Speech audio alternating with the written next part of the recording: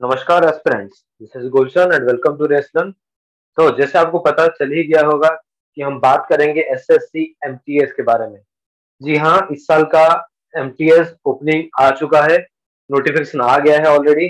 अगर आप नहीं देखे हैं तो यहाँ पे आपको डिस्क्रिप्टिव आइडिया मिल जाएगा क्या है नोटिफिकेशन में, क्या पढ़ना है, कैसे पढ़ना है, कितने वैकेंसीज है, एलिजिबिलिटी क्या है, फ्रॉम ए टिल जेड सब चीज मिल जाएगा यहाँ पे। ए टू जी सब आपको यहाँ पे मिल जाएगा।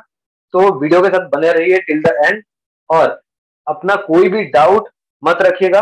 अगर किसी टाइप का कोई डाउट क्वेरीज आपका निकलता है तो कमेंट सेक्शन में जरूर से पूछ लीजिए। तो हर साल की तरह इस साल का एमटीएस भी आ चुका है और आपको पता ही है, जो लोग एमटीएस को ट्रैक करते हैं, उसके बारे में जानना चाहते हैं, उसके बारे में अपडेट रखते रहते हैं, वो जानते हैं ये चीज कि हर साल 8 से 10 हजार तक निकलता है सिर्फ एमटीएस। एमटीएस होता है आपका मल्टीटास्किंग स्टाफ। ओके, ये हर साल 8 से 10 हजार निकलता है। पिछले साल 9 हजार का निकला था। तो इस साल का एस्टिमेशन ये है, एक्सपेक्ट ये किया जा रहा है 10 हजार के आसपास या 10 हजार क्रॉस भी कर सकता है इस साल। सो और इसका जो एलिजिबिलिटी है वो भी बहुत इजी होता है, आगे हम बात करेंगे उसके बारे में। तो अगर आप एलिजिबिलिटी आते हैं तो इसके लिए जरूर से अप्लाई कर लीजिएगा। बहुत ही ज्यादा चांसेस होते हैं इसके क्रैक होने के, क्योंकि कट ऑफ भी बहुत कम जाता है इसका। Okay, so let's start the video. पहले बात करेंगे कि उसका जो नोटिफिकेशन है, क्या है नोटिफिकेशन। एमटीएस होता आपका मल्टीटास्किंग स्टाफ, लेकिन उसमें एक और जिस्ट है, इस बार एक और चेंजेस आ गया है, that is havildar. Multitasking staff that is non technical category में आता है, उसके साथ इस बार ऐड हो गया हवलदार सीबीआईसी एंड सीबीएन। सीबीआईसी क्या होता है? Central bureau of indirect taxes and customs, और सीबीएन हो गया सेंट्रल ब्यूरो ऑफ नार्कोटिक्स। ये दोनों ऐड हो गए इसके साथ। तो इसे हुआ क्या, आपका एमटीएस जो भी 8-10 हजार जो भी वैकेंसी का वो तो अलग से है, और हवलदार का भी अलग से 1000 वैकेंसी आ गई। तो आप ये मान के चल सकते दोनों का मोटा मोटा आपको 13 से 14 हजार का वैकेंसी आ रहा है यहाँ पे। ठीक है, तो एक बड़ी वैकेंसी है, इसको बिल्कुल भी आप मिस मत कीजिएगा। What about the vacancies? देखिए, एमटीएस जो होता है वो हमेशा टेंटेटिव रहता है। ओके, कि आपका स्टार्टिंग से डिक्लेयर नहीं होता कि कितने वैकेंसीज होंगे। आफ्टर द एप्लीकेशन वो बाद में उसका कट ऑफ डिसाइड करते हैं। कट ऑफ के बेसिस पे फिर उनका वैकेंसीज वो अलॉट करते हैं, क्योंकि ये स्टेट वाइज होता है, किस स्टेट में कितने वैकेंसीज है उसको देख के लास्ट में एक फाइनल निकलता है, और उस स्टेट में उतने लोगों को अपॉइंट करते हैं। फॉर एग्जाम्पल, कोई अगर महाराष्ट्र से, और महाराष्ट्र में इस साल एमटीएस में उनको चाहिए लगभग 500 कैंडिडेट्स। ओके, तो वो पहले 500 नहीं देंगे, वो पहले सिलेक्शन कर लेंगे कट ऑफ के बेसिस पे। फिर उसमें से जो भी, मतलब 10,000 अगर वैकेंसी है, 10,000 सिलेक्ट होंगे, उसमें से 500 को जो महाराष्ट्र से होंगे उनको पहले वहां भेजा जाएगा, वहीं पर इन द स्टेट ही अपॉइंट कर दिया जाता है। अगर वहां पे कम पड़ते हैं तब बाहर से वहां पे भेजा जाता है। क्लियर? चलिए, और इसके बाद आया हवलदार इन सीबीएस एंड सीबीएन। इसमें क्या है, इसमें आपका पोस्ट बता दिया है 3603। ओके, 3603 इतने वैकेंसीज है आपके हवलदार के लिए। और इसका जो डिटेल है वो आपको एनेक्सर 8 में मिल जाएगा आपको। फिर भी अगर आपको कोई डाउट जाता, आप नहीं मिल पाता आपको ये चीज, तो प्लीज कमेंट सेक्शन में मेंशन कर दीजिएगा, या फिर हमारे सोशल मीडिया एक आप मैसेज डाल दीजिए, आपको फॉरवर्ड कर दिया जाएगा डिटेल नोटिफिकेशन जो भी है। ठीक है, फिर आता है एज लिमिट। एज लिमिट दो कैटेगरी है इसका, एक है 18 से 25, एक है 18 से 27। क्लियर? और ये होना चाहिए कब? 2022, इससे पहले होना चाहिए ये देखिए आप यहाँ पे लिखा है एज ऑन 1/1/2022, मतलब जनवरी 1 2022 तक आपका ये होना चाहिए। ठीक है, और कैंडिडेट्स का क्या है, 2/1/1997 से पहले बॉर्न नहीं होना है, और 1/1/2004 के बाद नहीं होना है। ये हो गया 18 से 25 कैटेगरी में, जो कि आपका एमटीएस हो जाता है, और हवलदार इन सीबीएन, ये दोनों कैटेगरी उसके लिए। ओके, और कुछ कैंडिडेट्स के लिए 18 से 27 हो गए, ठीक है। उसमें हवलदार एंड सीबीआईसी हो गई, ये हो गया आपका इंडियन टैक्सेस एंड कस्टम्स में। इसमें 18 से 27 है और कुछ एमटीएस पोस्ट के लिए भी 18 से 27 है, ठीक है। ये दोनों कैटेगरी हो गए आपके एज लिमिट। अब इस एज पे आपका रिलैक्सेशन क्या मिलेगा? देखिए, आपका गवर्नमेंट नॉर्म्स जो आपको पता ही होता है, ओबीसी के लिए 3 इयर्स रहता है, एसटी एससी के लिए 5 इयर्स रहता है, पीडब्ल्यूबीडी जो भी आपका अनरिजर्व कैटेगरी है, ओके, आप कह सकते हैं जो कि अनरिजर्व आ गए आपके जनरल कैटेगरी से, उनके लिए 10 इयर्स का रहता है पीडब्ल्यूबीडी। और पीडब्ल्यूबीडी में भी आपका अगर ओबीसी है तो 10+3 कर दीजिए, 13 हो गए। फिर एससी एसटी में 10+5 कर दीजिए, 15 इयर्स हो गए। क्लियर? इसके बाद आता है एक्स सर्विसमैन। एक्स सर्विसमैन क्या है? जो कि पहले से आर्म फोर्सेस में रह चुके हैं, ठीक है। उनके लिए उनका जो ड्यूटी है, वहां पे जो ड्यूटी है उनका फोर्सेस में, मिलिट्री सर्विस में, उसके बाद 3 इयर्स का रिलैक्सेशन। मान के चले कोई अगर 20 साल वहां पे ड्यूटी कर चुके हैं, ओके, वो आपके 20 में चले गए, 1920 में ज्वाइन कर दिए, 20 साल हो गया उनको, तो 40 हो चुका है। उसके बाद और 3 साल का उनको मिला है, 43 तक उनको मिल जाएगा। उसके बाद भी 43 तक वो अप्लाई कर सकते हैं। उसके बाद डिफेंस पर्सनल डिसेबिलिटी ऑपरेशन, ये आपका दोनों कैटेगरी जो है इसमें 3 इयर्स और 8 इयर्स रेस्पेक्टिवली है। यानी वो अगर आपके अनरिजर्व कैटेगरी से है तो 3 इयर्स का रिलैक्सेशन मिल जाएगा, अगर वो एसटी एंड एससी कैटेगरी से है तो 8 इयर्स का रिलैक्सेशन मिल जाएगा। तो मेरा ख्याल है कि आपको क्लियर हो गया होगा यहाँ पे रिलैक्सेशन का पार्ट। अब आगे बढ़ेंगे इंपॉर्टेंट डेट्स, ये आप जरूर से मेंशन करके रख लीजिए अपने दिमाग में, क्या क्या डेट्स हैं। देखिए, इसका जो सबमिशन का डेट है वो 22 of March, okay, 27 of March उसी दिन आया था, लगभग 10 साढ़े 10 बजे आया था। तो हम थोड़ा इसके कुछ चेंजेस गवर्नमेंट हमेशा करता है इसमें, तो उसके लिए वेट कर रहे थे। और फाइनली 28, ओके, 28 को उसका चेंजेस होके 2-3 नोटिफिकेशन आ गए थे, तो हम समझ गए हाँ ठीक है अब फाइनल है ये, ओके। पीडब्ल्यूबीडी कैटेगरी में कुछ चेंजेस हुए थे, 28 को उसका नोटिफिकेशन आ गया था, तो उसके बाद ये वीडियो बन रहा है, ठीक है।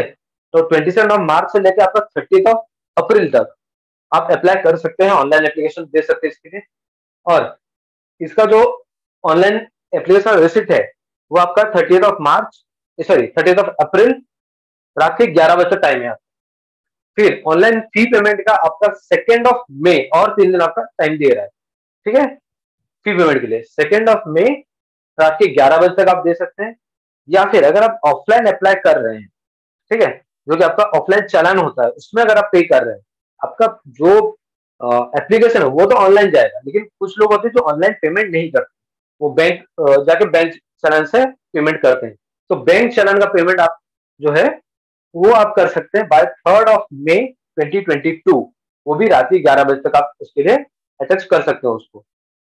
देन आफ्टर आता है आपका payment through challan during working hours of bank, ठीक है, उसमें आपका 4 ऑफ मई 2022 तक आप उसके लिए कर सकते हो, ठीक है। देन आ गया आपका window for application form correction. किसी भी टाइप का अगर आपका करेक्शन करना है फॉर्म में, मान के चलिए आप कुछ गलती से अप्लाई कर दिए हैं, कुछ गलती से फिल कर दिए हैं वहां पे, ठीक है। आप कुछ लोग ऐसा होता है कि उनका आधार कार्ड में कुछ अलग डिटेल्स रहता है, फिर उनके सर्टिफिकेट में कुछ अलग डिटेल्स रहता है, तो वो किसी एक के बेसिस पे कर दिए हैं, लेकिन उनको अभी चेंज करना है वो चीज, ठीक है। या फिर उस 4-5 दिन के अंदर आपका ऐसा कुछ होता है कि आपको वो प्लेस चेंज करना पड़ जाए, ठीक है। कुछ भी हो आपका प्रॉब्लम, आपको चेंज करना है, या फिर आपका अगर कॉन्टेक्ट नंबर चेंज करना है, मेल आईडी चेंज करना है, तो उसके लिए आपका विंडो निकलता है, करेक्शन विंडो, ठीक है, 5 मई से 9 मई तक, ओके, 9 मई रात के 11 बजे, ये 5 दिन आपको 5, 6, 7, 8, 9, ये 5 दिन आपको टाइम दे दिया जाता है, आप वहां पे कुछ भी करेक्शन आपका कर सकते हैं। फिर आता है एग्जाम। देखिए, इसका जो एग्जाम है ये 2 फेजेस में होगा। एक हो गया आपका सीबीटी मोड जो पेपर 1 है, फिर डेस्क्रिप्टिव होगा जो कि पेपर 2 हो जाएगा। तो पेपर 1 जो है वो जुलाई 22 तक होगा, ओके, इसी साल जुलाई तक। और पेपर 2 जो है वो अभी आया नहीं है, बाद में उसका डेट निकल जाएगा। लेकिन यहाँ पे एक और चीज ये है कि एग्जाम का जो डेट है वो टेंटेटिव है, ये उसके रूल में ही लिखा है कि एग्जाम का डेट टेंटेटिव है। ये आगे पीछे हो सकता है, आगे तो होना नहीं, पीछे ही होता है हमेशा, सालों साल घिसते रहता है। लेकिन एमटीएस थोड़ा बहुत इतना लेट करता नहीं, वो एग्जाम ले लेता है। तो आप एक्सपेक्ट कर सकते हैं जुलाई में हो जाए, नहीं तो भी एक आध महीना आगे पीछे होगा और एग्जाम हो जाएगा इसका। फिर एग्जामिनेशन फीस, देखिए फीस सिर्फ 100 रुपीज है। उसमें भी women, S T S C, पीडब्ल्यूबीडी और एक्स सर्विसमैन के लिए एग्जाम्प्टेड है। तो आप ये कह सकते हैं कि मेल कैंडिडेट्स को और अनरिजर्व्ड, ईडब्ल्यूएस एंड ओबीसी, इन तीन कैटेगरी को ही उसके लिए पेमेंट करना पड़ेगा 100 रुपीज। बाकी सबके लिए लगभग ये एग्जाम्प्टेड है, कोई फीस देना नहीं है। और इसका पेमेंट आप यूपीआई से कर सकते हैं, नेट बैंकिंग से कर सकते हैं, आपका किसी भी डेबिट क्रेडिट कार्ड से कर सकते हैं, या फिर एसबीआई के जो चालान होते हैं, एसबीआई का जो चालान बनाता है एसबीआई, उससे भी आप पेमेंट कर सकते हैं। वहां पे ब्रांच में जाइए, कैश दीजिए, वो चालान बना देगा in the name of SSC. ठीक है, अगला देखते हैं इंपॉर्टेंट चीज, वो है स्कीम ऑफ एग्जामिनेशन। जैसे पहले बता दिया था कि एमटीएस के लिए 2 एग्जाम होंगे, पेपर 1 होगा, पेपर 2 होगा। लेकिन हवलदार क्योंकि इसमें एड ऑन है, तो हवलदार के लिए आपका पीईटी होगा एंड पीएसटी होगा, that is physical efficiency test and physical standard test. ठीक है, और इसका जो भी डिटेल है, डेट जो है वो आगे आ जाएगा, जैसे आएगा हम अपलोड कर देंगे उसको सोशल मीडिया हैंडल्स पे। तो आप वहां पे फॉलो करते रहिए, आपको डिटेल मिलते रहेगा वहां पे। ठीक है, और इसका जो एग्जाम है पेपर 1 में क्या आएगा, देखिए पेपर 1 आपका 4 सब्जेक्ट आएगा। English, that is general English, general intelligence and reasoning, numerical aptitude and general awareness. ठीक, और इसका जो कोई नंबर ऑफ क्वेश्चंस है वो 25 हो गए, 100 क्वेश्चंस हो गए, 100 मार्क्स हो गए। सेम 1:1 का रेशियो रहता है। और जो टाइम ड्यूरेशन है टोटल आपका हो गया 90 मिनट्स का, ये हो जाता है। ओके, यानी आपको लगभग 1.5 घंटे मिलेगा 100 क्वेश्चन। तो आपको उस पेस में आपको करना पड़ेगा, इसको उस एक्यूरेसी में करना पड़ेगा। ठीक है, अब पेपर 2 में क्या है, पेपर 2 आपका डेस्क्रिप्टिव, उसमें एक शॉर्ट ऐसे रहेगा, एक लेटर रहेगा। ठीक है, एक आपको ऐसे लिखना है, एक लेटर लिखना है, 25 मार्क्स का 2 रहता है उसमें। ये होगा किसमें, या तो इंग्लिश में या फिर any of the languages that is included in the 8th schedule of the constitution.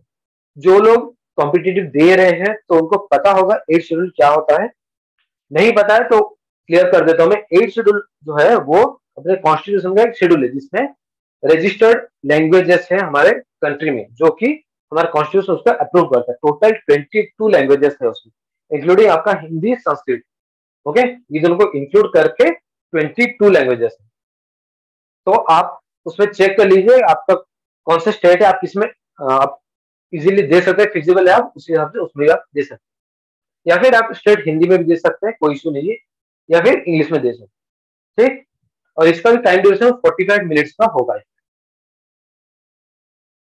अब पढ़ना क्या है, सिलेबस क्या है, एक इंडिकेटिव सिलेबस दे दिया है एसएससी ने, जो आपका पेपर 1 होगा उसके लिए। देखिए पेपर 1 में आपको पढ़ना है इंग्लिश लैंग्वेज, तो उसमें पढ़ेंगे क्या, बेसिक्स पढ़ेंगे इंग्लिश लैंग्वेज का। ठीक, देन आपका आ गया vocabulary, grammar, sentence structure, synonyms, antonyms, इसके यूसेज क्या क्या, correct usage and writing ability. Okay, then reasoning में आपका वही सेम आता है आपके, जो कि इजी रहता है। ठीक है, डिसीजन मेकिंग हो गया आपका, विजुअल मेमोरी हो गया, रिलेशनशिप कॉन्सेप्ट हो गया, जैसे ब्लड रिलेशन वगैरह हो गया उसमें।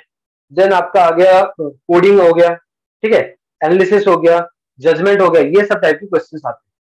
आपके डायरेक्शन बेस्ड क्वेश्चन भी आ जाते हैं। देन आपका अरिथमेटिक कंप्यूटेशन वगैरह हो गया। ठीक है, इसमें से रीजनिंग में आ गया, जनरल रीजनिंग में। देन आ गया आपका न्यूमेरिकल एबिलिटी, इसमें क्या है, नंबर सिस्टम्स। ठीक है, फिर decimals, fraction, percentage, profit loss, ratio and proportion, time and work, time and distance.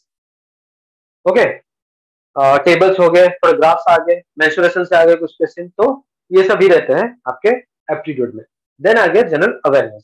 General awareness आपका बेसिकली, देखिए आप जनरल अवेयरनेस को समझना ये है कि ये कोई लिमिटेड बाउंड नहीं है। जनरल अवेयरनेस कहीं भी होता है, वो किसी बाउंड नहीं रहता, किसी भी एक एरिया में कॉन्सेंट्रेटेड नहीं रहता, वो थोड़ा ओपन रहता है। तो आपको काफी सारे फील्ड से पढ़ना पड़ेगा, ठीक है। जैसे हिस्ट्री हो गया, आर्ट एंड कल्चर हो गया, फिर ज्योग्राफी हो गया, इकोनॉमिक हो गया, पॉलिटी हो गए, देन आपका कॉन्स्टिट्यूशन हो गया, गवर्नेंस हो गया, जनरल नॉलेज हो गया, करंट अफेयर्स हो गया। तो इसमें थोड़ा वास्ट हो जाता है ये।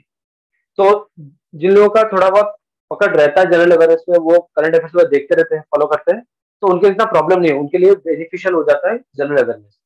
क्योंकि अगर आप थोड़ा बहुत भी देखते हैं ये सब, तो जनरल अवेयरनेस में आपका 25 में से 28 क्वेश्चन, 15 तो आपको होना ही होना है, ठीक है। और इसका जो कट ऑफ है वो काफी कम रहता है। तो अगर आप दो सेक्टर भी अच्छे से पकड़ लेते हैं तो आपका पेपर वन तो क्लियर होना ही है, ठीक है। अब पीईटी और पीएचडी देखिए, फिजिकल एफिशिएंसी टेस्ट आपका दो कैटेगरी में होगा, एक वॉकिंग, एक साइकिलिंग। वॉकिंग में मेल के लिए 1600 मीटर्स इन 50 मिनट्स, तो आपको 15 मिनट में 1600 किलोमीटर आपको वॉक करना है।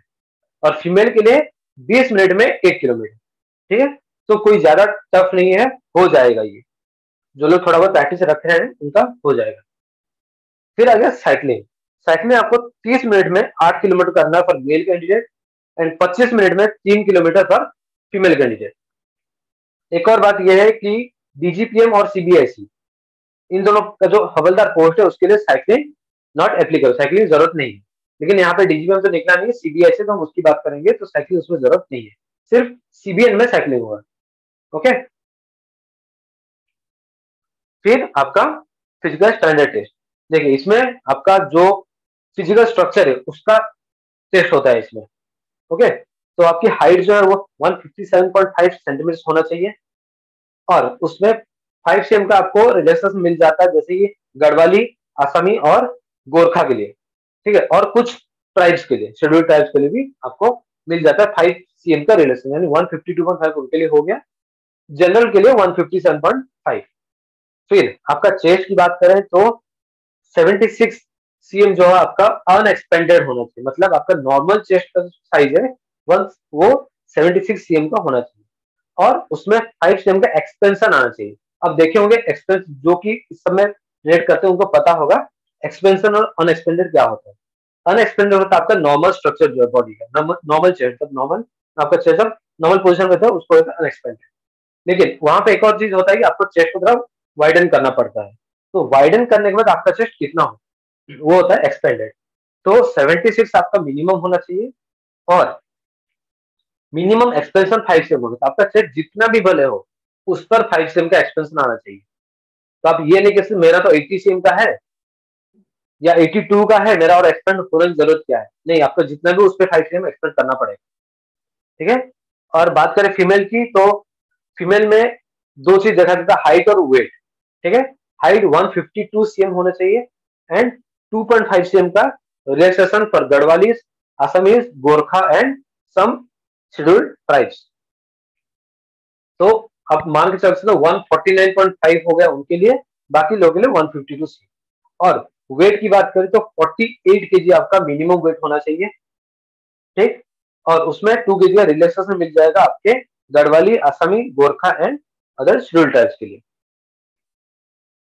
ठीक। तो ये थे अपडेट्स। तो इसमें एक और बात ये है कि आपका जो कट ऑफ की बात हम कर रहे थे, चलिए वो थोड़ा देख लेते हैं। कट ऑफ जो है आपका इसमें जो है पेपर वन में उसका जो कट ऑफ जाता है वो लगभग 30% के अराउंड जा रहा है आपके जनरल के लिए, जो कि अनरिजर्व कैटेगरी है उनके लिए 30%। आपके ओबीसी के लिए आप मान के चल सकते हैं कि 25, और एसटी एंड एससी कैटेगरी आपका 20%, ठीक है। आपका जो जितने भी अप्लाई किए हैं, जिसका भी उसमें से 20% मार्क्स आ गया एसटी एंड एससी कैटेगरी में, वो एलिजिबल हो गए फर्स्ट राउंड में, ठीक है। सेकंड राउंड के एलिजिबल हो गए। तो फर्स्ट राउंड में जैसे किसी का अगर जनरल कैटेगरी से है, वो अनरिजर्व से है, तो 30 आ गया, 31, 32 आ गया, तो दे आर एलिजिबल, ठीक। फिर उनका होगा सेकंड राउंड में जो भी डेस्क्रिप्टिव टेस्ट होता है, तो उसमें फिर आपका सिलेक्शन होगा। उसका कट ऑफ आया नहीं है, उसका जैसे कट ऑफ आ जाएगा हम इन्फॉर्म कर देंगे। तो उसका जो कट ऑफ है, उसका कट ऑफ आने के बाद आपका सिलेक्शन अगर हो गया फिर आपको अपॉइंट कर दिया जाएगा, ठीक। तो ये रहता है उसका डिटेल स्ट्रक्चर। तो अगर आपको इसमें कोई भी क्वेरीज हो तो आप हमें जरूर पूछिए, कमेंट सेक्शन में पूछ लीजिए, या फिर मेल कर दीजिए हमको info@restaurant.com पे, या सोशल मीडिया पे आप पूछ सकते हैं हमें। इसके अलावा अगर आप इसका प्रिपरेशन करना चाहते हैं, या इसके अलावा यूपीएससी हो गया, किसी भी state PSC, banking, railway, SSC का तो है ही, फिर अदर कॉम्पिटिटिव एग्जाम्स के लिए भी एक बार जरूर ट्राई करिए, क्योंकि अभी ऑफर चल रहा है तो आपको काफी कम प्राइस में मिल जाएगा और बहुत सारा चीज मिल जाएगा। Okay, so with this note I would like to thank you all. जाते सब्सक्राइब जरूर कर लीजिए। All the best.